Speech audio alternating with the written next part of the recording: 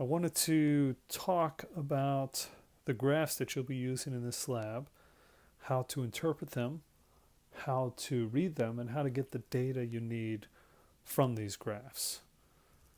So these graphs are supposed to show the motion of the mass in a spring mass system that's exhibiting simple harmonic motion. And so you can see it's going up and down and up and down and up and down, the graph is. And this is the sinusoidal waves here. This is the simple harmonic motion. Now you notice this part in the beginning where it's just a flat line. That's because what would actually happen in a lab if you were taking this data in the lab is you would pull the mass back and you would be holding it in place, letting the equipment go, the detector going before you let it go. So this is a period where you're holding it, the mass is not moving, it's just sitting there, and then you release it and then it starts exhibiting simple harmonic motion. And in the lab, the online lab here, you need to figure out ultimately how long it takes for 10 cycles. Now, first off, what the heck is a cycle? The simplest way to do it is going to be peak to peak. Now, I'm pointing at peaks. You can also point at the valleys or the troughs, whatever you want to call them, trough to trough, or you could just call these peaks too. It doesn't really matter. But going from here to here or from here to here, that's the easiest way. There are other ways to do it too. I'm not going to go through every different possibility. This is what I recommend, going peak to peak or, again, trough to trough, whatever. And so, for example, if I was doing that here, you can see if I start here, I've got 1, 2, 3, 4, 5, 6, 7 cycles showing here. Now, in your graphs in the online lab, you'll have at least 10 cycles. Sometimes you'll have more than 10, but you'll have at least 10. I've only got 7 in mine because my artistic skills are limited. Now, in the lab, it says, okay, you've got to get the time for the lapse time for 10 cycles. And first, it says, okay, how do you get T0? Okay. Now, T0 is, you can think of it as the initial time, but it's not the very beginning. Okay. It's the beginning of when you're counting the cycles.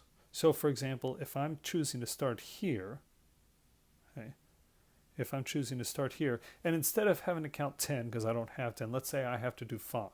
Okay.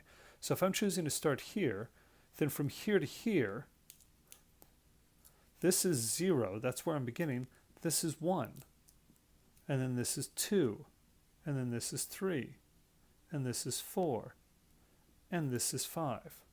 Okay. So right here, if I go, this is where I started, I go down, this, whatever that reading is, that's my T0. Now, so you'll have to look at the graph and estimate as best you can what that value is. And of course, it's an estimation on your part. Certainly some suggestions are clearly incorrect, but you're estimating as best you can, and that's where the uncertainty comes from. And you have to decide, how much could your reading of the graph be off by, and that's your time uncertainty. But that's T0 going all the way over here. This would be my T5. Now you need to get T10. For me, it's T5 because I don't have 10 cycles to do. So from here to here, this is what I would be doing. You would have it for 10, but it's the same idea. And you have to take these readings. And each of these readings has an uncertainty associated with it. And so that's what is, there's that box there that says time uncertainty. You're putting it in. Based on the time scale, how much could your reading be off by? And then you have to get the uncertainty of the average period. That's pretty simple, and the formula is right there, but you're just dividing that. You're dividing that time uncertainty. You're taking that time uncertainty and dividing it by 5, as you can see in the formula there. So that's all you're doing with these graphs. Again, this beginning part, that's where the spring is held, it's not moving, then it's let go. You need to get the elapsed time for 10 cycles. So you need to pick your starting point Now, you can't pick any time sooner in this because it hasn't started simple harmonic motion. This is the absolute earliest that you could pick. And again, I recommend going peak to peak when you're counting your cycles, or again, trough to trough. It might be appropriate for you to go trough to trough. It depends on how your graph looks. But you count them, and where you start, that's 0, so that's T0. And then over here, where you end, for me it was T5, for you it'd be T10 because you're counting 10 cycles. And that's it.